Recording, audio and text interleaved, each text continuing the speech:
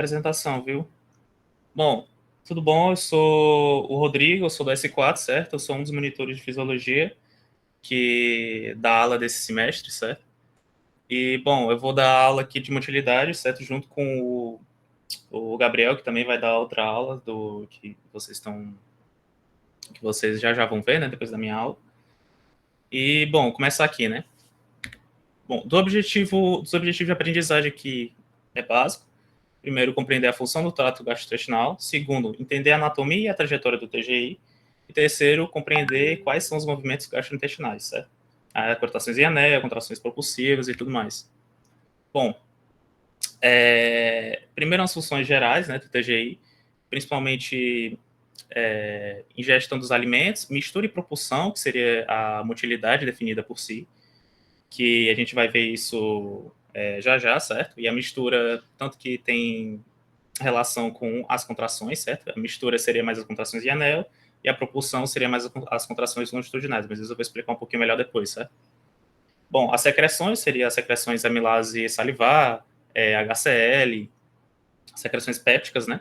A digestão também, que seria a mecânica, que seria as contrações, e química seria as secreções gástricas.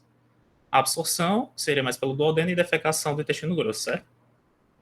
Bom, o que é a motilidade definida por si, né? Seria a série de contrações e relaxamentos das paredes e dos esfíncteres do trato gastrointestinal. E, bom, aí eu coloquei as ondas lentas e as células de Carral, enfim, porque elas são muito importantes nesse quesito, certo? As ondas lentas, posso explicar, elas são definidas como potenciais de membrana que oscilam, mas nunca atingem além do limiar de excitabilidade, certo? Então, não importa o quanto ela. Tem algumas exceções, mas 99% das vezes não importa o quanto dela variar, ela não vai chegar no limiar de excitabilidade e contrair por si só, certo? O músculo liso ele não tem capacidade de contrair por si só. E as células de Cajal estão lá para isso.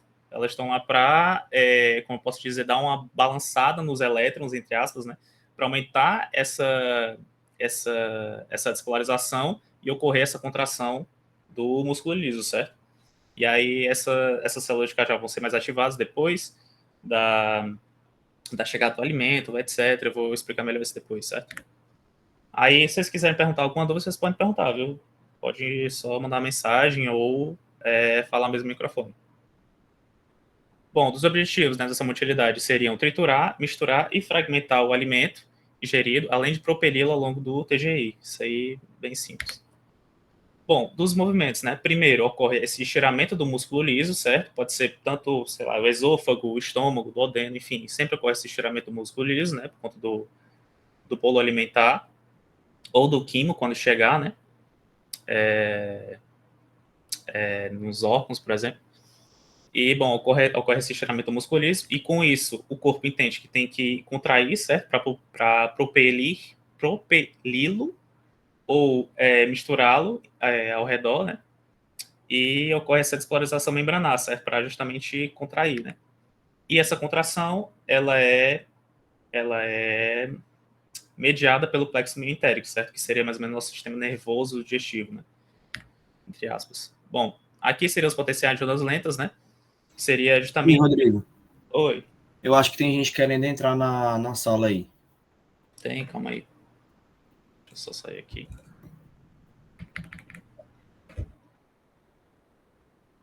Aqui, né? Pronto, acho que eu aceitei. Tem mais um aqui. Bom, continuar aqui. Qualquer dúvida vocês podem perguntar, viu? Bom, desse estiramento do músculo liso, continuando, né? Elas vão ser mediadas pelos potenciais de ondas lentas, né? Essas ondas lentas, inclusive, eu acho que eu nem acabei nem falando, elas servem mais para mediar a frequência com que essas contrações vão ocorrer. Ou seja, se tiver 3 ondas lentas no esôfago, vai ser 3 contrações por minuto. Um exemplo, né? Se tiver 5 ondas lentas no estômago, vai ser 5 contrações por minuto, certo? Então, essas ondas lentas servem como se fosse uma medida de frequência para para o movimento do TGI, certo? Oi, pode falar. Qual a relação das ondas lentas com as células de Cajal? As células de Cajal estão nas ondas lentas, é isso? Não, as ondas lentas, elas, como posso dizer, as ondas lentas, elas são o potencial de ação do músculo liso. Então, como eu posso dizer, o músculo liso em si, ele tem um potencial ele tem um potencial, um voltímetro, se a gente botar um voltímetro no músculo liso do estômago, ou do qualquer um do trato gastrointestinal, ele vai ter uma voltagem em si, certo? Mas só que ele nunca vai atingir o limiar de excitabilidade para contração, entendeu? Então, essas ondas lentas, elas servem mais para a frequência com que as contrações vão ocorrer, mas elas por si só não conseguem contrair sei lá, o esôfago, o estômago, enfim, não consegue propelir ou misturar o alimento por si só, certo? E é isso. E nas células de Cajal, elas servem mais para justamente a contração do músculo. Porque o que acontece? Essas células de Cajal, elas meio que, por uma maneira mais simplificada, elas meio que balançam os elétrons, né? Bagunçam ali os elétrons para justamente acontecer essa excitabilidade da membrana, certo? E aí acontecer a contração. É mais ou menos isso. As ondas lentas, por si só, elas não contraem. Mas as células de Cajal, elas ajudam na contração para atingir essa excitabilidade. Não sei se dá para entender.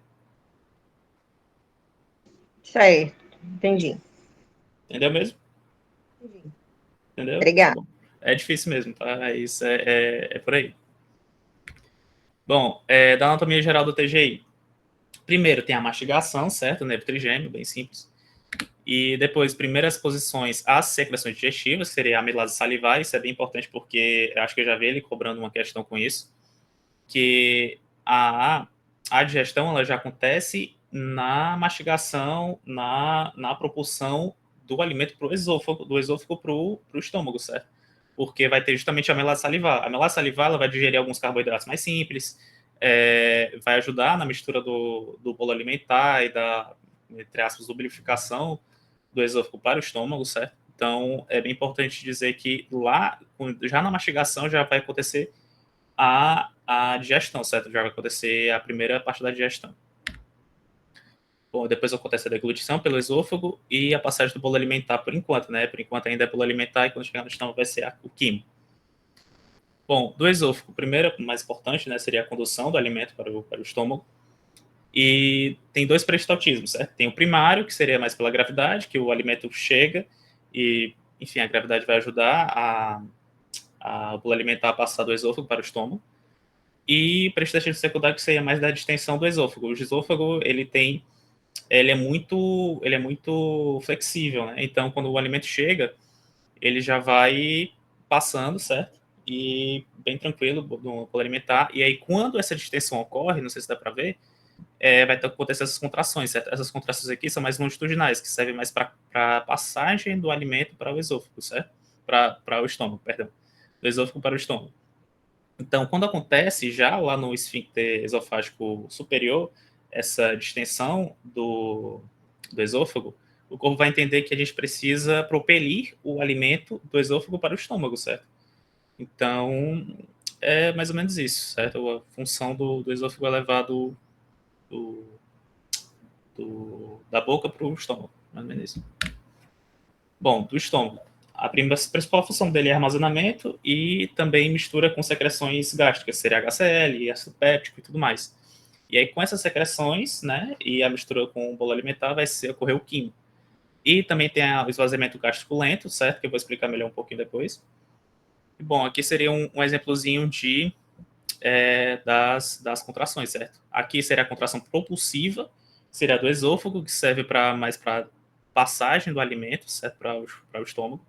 Então, ele encaminha um alimento para um certo local, que no caso seria o estômago desse exemplo. Porque essas contrações propulsivas não tem só no esôfago, né? Tem também no estômago, tem também no duodeno, no ilho, jejum, enfim. Mas, principalmente no esôfago, vai ser as contrações propulsivas, justamente para encaminhar o alimento para o estômago. E tem as segmentares, que seriam as contrações em anéis, né? Anéis, que seriam justamente para mistura, certo? Elas levam um pouquinho do alimento, mas principalmente a função delas é misturar o alimento para que ocorra a melhor, como eu posso dizer, melhor contato das secreções com o bolo alimentar.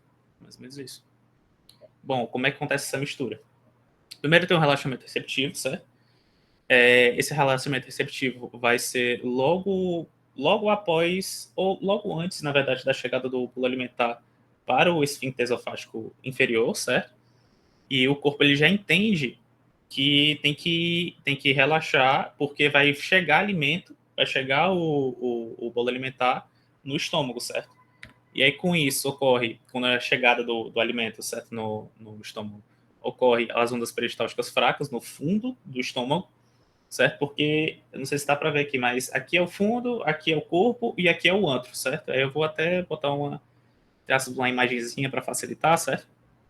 Mas, primeiro ele chega do esôfago para o fundo do estômago.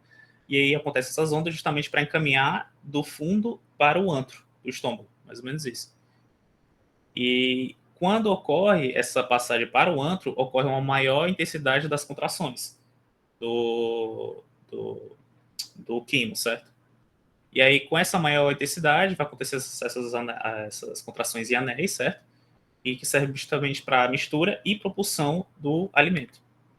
E aí, com isso, ocorre essa onda pilórica. Vou explicar um pouquinho melhor, tá? Mas é principalmente os movimentos de mistura. O que acontece?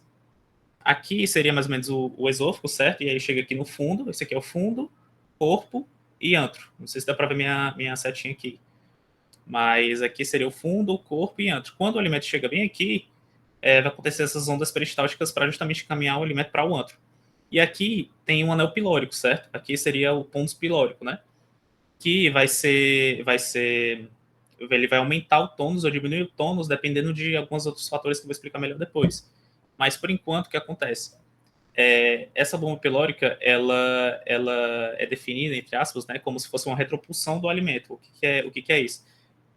O alimento, quando chega bem aqui, quando o quimo chega bem aqui, essas contrações, o quimo, ele bate nesse anel pilórico, como se fosse um bloqueio, né, da passagem, ele bate no anel pilórico e volta. Isso acontece várias vezes. Então, ele vai e volta, vai e volta, vai e volta, certo?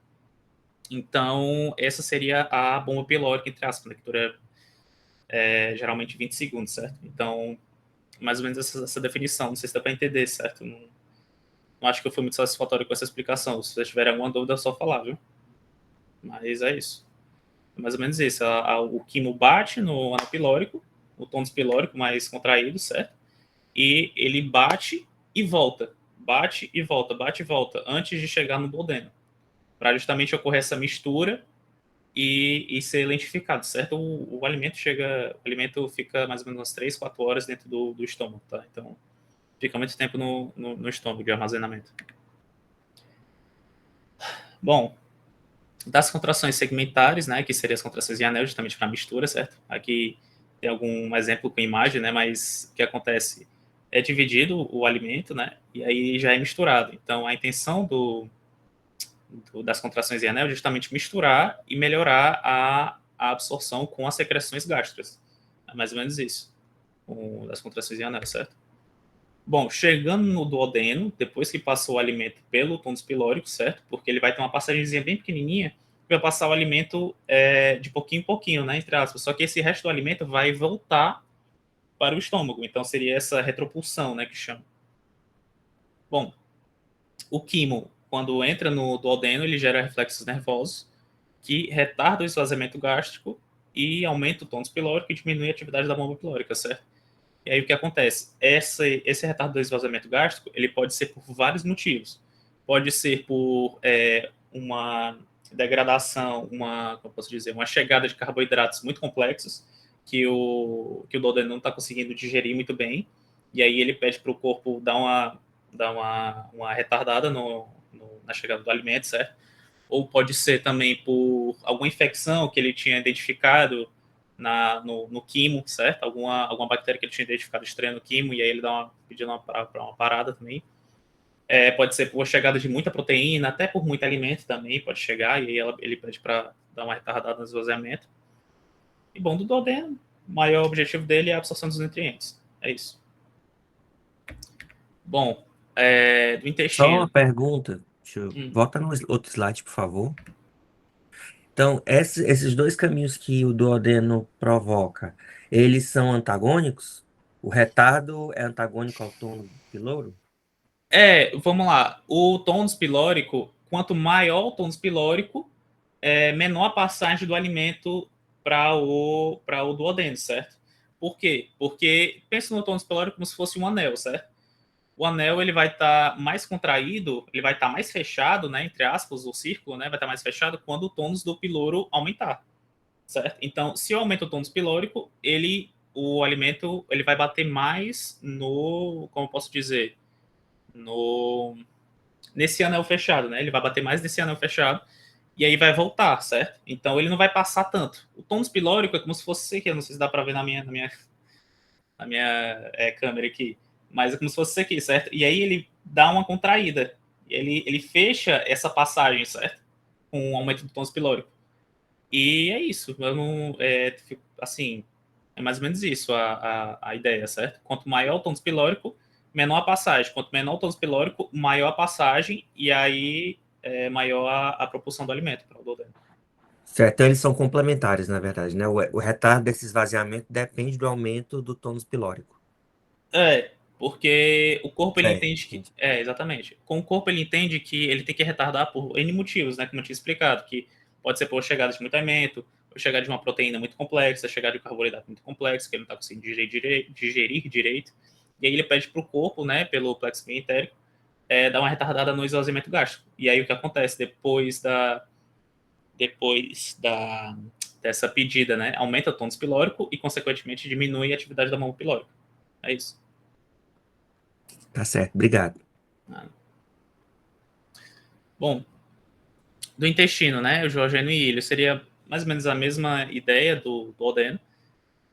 Tem as contrações propulsivas e de mistura. E, bom, aqui seriam as ondas peristálticas, certo? Que seriam mais ou menos na sequência, certo? Primeiramente, elas ocorrem em qualquer parte do intestino delgado. Segundo, move-se em direção ao ânus, certo? Sempre em direção ao ânus e em direção à válvula iliocecal, que eu vou mostrar depois. O 3, elas aumentam, elas ficam mais rápidas no intestino. Essas ondas peristálticas, no caso, ficam mais rápidas no intestino proximal e mais lentas no intestino terminal. E 5, elas ficam mais fracas, chegando na válvula iliocecal, que seria a passagem do intestino delgado para o intestino grosso, certo? E seria um pouco das diferentes segmentações das contrações, certo? Do trato gastrointestinal, certo? Isso aqui não tem muito para dar importância, mas, por exemplo, aqui, essa isolada aqui seria mais do esôfago. Aqui seria mais do duodeno. Aqui seria mais aqui seria mais do estômago, entre aspas, assim. Vai, etc, no caso, né? Vai continuando. Bom, do intestino grosso, as funções, principalmente, seria a absorção de água e eletrólitos, e segundo seria armazenamento do material fecal, certo? Tanto que, se a gente ficar muito tempo armazenado, né, com muito tempo com prisão de ventre, por exemplo, ela tira muita água. Pode falar? Alguma dúvida? Não, né? Acho que é porque tem alguém pedindo para entrar. Ou não? Não, é porque se levantou a mão, Francisca, eu acho. Aí eu acho Porque eu acho que a Eveline, quando clicou para levantar a mão, ela esqueceu de clicar para baixar. Desculpa, então, perdão. Bom, continuando aqui. No caso, tanto que quanto a gente fica muito tempo com o material fecal, né, no nosso intestino grosso, ocorre uma ressecação muito grande do material fecal, né? Então, justamente porque a intenção do intestino grosso é absorver a última quantidade de água e eletrólitos funcionais, né, para o nosso corpo, certo? E aí eu destaquei um pouquinho da válvula ileocecal para ser uma relação um pouquinho clínica, né, com a nossa vida médica. E, bom, a válvula ileocecal, ela justamente evita o refluxo do cólon para o intestino delgado. Você pode pensar até que seria uma relação com o esfíncter esofágico inferior, certo? Porque o esfíncter esofágico inferior, ele impede a volta do alimento, né, do quimo, para o esôfago, certo? Tanto que isso aí seria o refluxo, né? Mudaria toda a estrutura histológica do esôfago e tudo mais. Mas eu gosto de pensar nessa válvula ilíaca como se fosse o esfíncter esofagiano inferior do esôfago, que justamente tem a intenção de evitar esse retorno do material fecal ou na verdade é isso. Na verdade, a intenção de evitar esse refluxo do material fecal, certo? É mais ou menos isso, a válvula ileocecal. Da doença de Crohn, certo? Eu botei um pouquinho de destaque da doença de Crohn, porque seria a inflamação dessa válvula ileocecal. Então, com essa inflamação, vai ser essa contração da válvula para evitar o refluxo e tudo mais, vai ser bem debilitada. E, enfim, vai ocorrer muita dor, vai ocorrer a volta desse material, né, fecal para o ilho, e aí vai ocorrer infecção, pode ocorrer, enfim, N coisas, mas botei só o destaquezinho porque ele tinha destacado um pouco da válvula ileocecal, certo? Bom, do intestino grosso tem os movimentos, né, do colo, seriam movimentos mais lentos de mistura, porque o que já tinha que ser absorvido, entre aspas, já foi, né, tirando água e eletrólitos, né, e contrações circulares mais longitudinais, que serão as propulsões saculares, que serão as características do intestino grosso, né, das movimentações do intestino grosso. E, bom, elas ocorrem no seco e cólon ascendente, e é isso, mais ou menos isso. Bom, eita, é complicado aqui. Bom, essas abstrações, eles aumentam a superfície de contato para justamente melhorar a absorção da água e dos eletrólitos no material fecal. É mais ou menos a ideia, certo? Os movimentos são de propulsão e ocorrem no colo transverso e sigmoide. É isso. Bom, aqui seria o colo ascendente, né? Seco, apêndice, colo ascendente, transverso, descendente e sigmoide. Aqui seria mais as contrações, né? Movimentos de propulsão seria mais pelo colo transverso e sigmoide. E, bom, essa regulação, ela é feita mais pelo esfíncter anal interno, que seria o involuntário, e o esfíncter anal externo, que seria o controle voluntário, que depende da gente para decidir se vai contrair ou não, certo? E, bom, daqui, do reflexo da defecação, o que aconteceria? Primeiro aconteceria o movimento da massa, certo? Do cólon, pelo todo o colo, descendente, sigmoide, até chegar perto do reto ali. Chegando perto do reto, vai acontecer a somatória do plexo mioentérico mais o parasimpático para correr a contração, certo? E aí acontece o relaxamento do esfíncter interno. E aí, com esse relaxamento do esfíncter interno, depende só da gente para acontecer como posso dizer, a defecação, porque a gente precisa do externo para finalizar, certo? E, bom, é isso. Uma questão para vocês aí, certo? Não sei se dá para ver. Se vocês quiserem fazer aí, me mandar só a resposta no chat, pode fazer.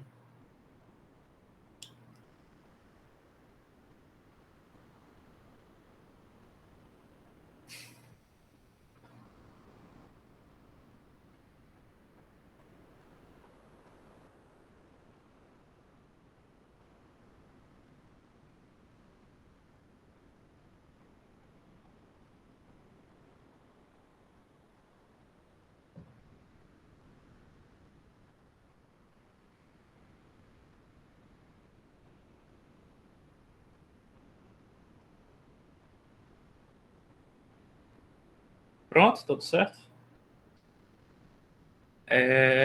Bom, vou ler a questão aqui. Uma pessoa com alterações do esôfago na camada submucosa e que apresenta aumento da motilidade esofágica pode ter como causa a despolarização das fibras musculares do TGI pelo, principalmente, sistema nervoso autônomo parasimpático, certo? Que seria justamente complexo mientérico e tudo mais, e estaria ajudando nessas motilidades muito altas.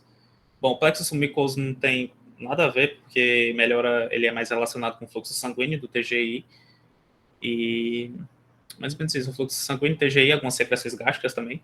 O plexo mesentérico não é o mioentérico, certo? Então, mesentérico é diferente do mioentérico. O mioentérico, que seria mais responsável por essas motilidades. O sistema nervoso autônomo simpático, não, seria o contrário, seria o parasimpático. O simpático é luta e fuga. Não faz sentido a gente ter toda essa digestão com o simpático ativado, certo? E o adrenético seria mais ou menos uma relação com o simpático. Então, não faz sentido. que seria a questão, certo? Bom, outra aqui, se vocês quiserem.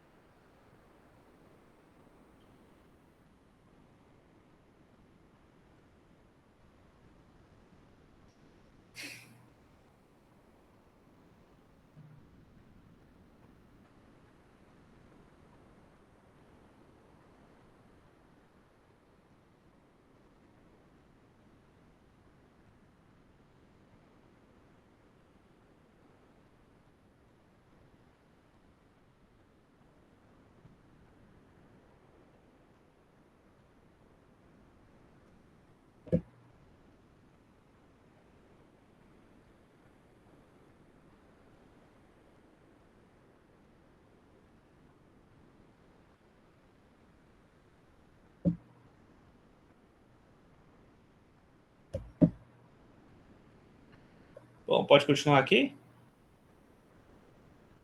Pode, quais são os itens? Bom, essa seria a resposta, certo? O que acontece? As contrações, vou ler toda a questão aqui de um por um. O trato gastrointestinal encerra o alimento e seus subprodutos desde o momento em que é ingerido até que seja digerido e absorvido ou eliminado. Bom, da análise a gente tem que fazer agora a análise de afirmações abaixo relacionadas com o sistema gastrointestinal. Bom, primeiro seria as contrações musculares na parede do trato gastrointestinal, que agitam o alimento causando sua decomposição física, certo? Tudo certinho. Ok, como eu tinha explicado. O canal alimentar é menor e mais dilatado no cadáver em razão da perda do tônus muscular. O canal alimentar do cadáver não é menor propriamente dito. Ele pode ser mais dilatado justamente por conta da perda do tônus, mas ele não é propriamente dito menor, certo? As contrações também ajudam a dissolver os alimentos, misturando-os com os líquidos secretados no trato gastrointestinal, certíssimo. 4. As enzimas secretadas por órgãos acessórios da digestão em células que revestem o trato gastrointestinal são responsáveis pela decomposição do alimento, decomposição química do alimento, certo? 5. A saliva pouco tem interferência no processo de mastigação, sendo responsável diretas pela decomposição do bolo alimentar. Errado. Isso aqui ela tem muita interferência no processo de mastigação, tanto que melhora a lubrificação na passagem do esôfago, né? E ela não... ela pode ser responsável pela uma das decomposições do bolo alimentar, mas não é assim tão direta, certo? Ela decompõe alguns carboidratos mais simples, mas não é assim tão chamativo, né? Rodrigo, Oi. tem gente pedindo para entrar aí. Calma aí. Pronto. Bom, essa aqui seria a outra questão, a última de hoje. E é isso.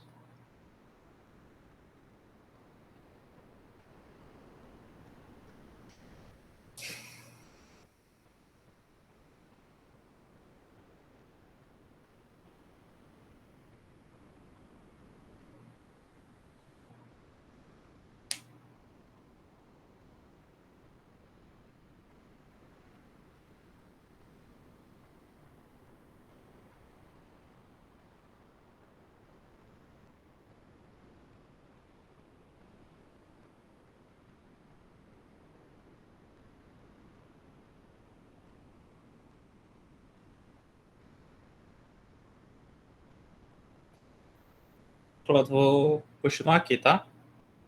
Não sei se deu tempo, né? Pode continuar aqui. Pode sim. Bom, vou ler de novo a questão toda. Vamos lá. CBA, 50 anos, vem há tempos com dificuldade na deglutição no início para alimentos mais sólidos e ultimamente até para líquidos. Foi ao médico que solicitou um exame de esôfago, não sabe dizer qual. Esse exame revelou que o doente estava com doença de Chagas. Que estrutura do esôfago estão provavelmente mais lesadas nessa doença? Seria justamente os plexos meentéricos, que seria justamente para as contrações e a propulsão do alimento no esôfago, certo? O epitélio de revestimento não faz sentido, ele não propulsiona o alimento. Glândulas esofágicas também não, nada a ver, não tem nem, assim, o destaque das glândulas esofágicas. Células parietais também não, as células caliciformes, elas são mais para a lubrificação do alimento, mas não é mais pela passagem propriamente dita, da propulsão do alimento. E, bom, é isso, galera. Obrigado, viu? Mais ou menos foi essa aula. Agora vocês vão ficar com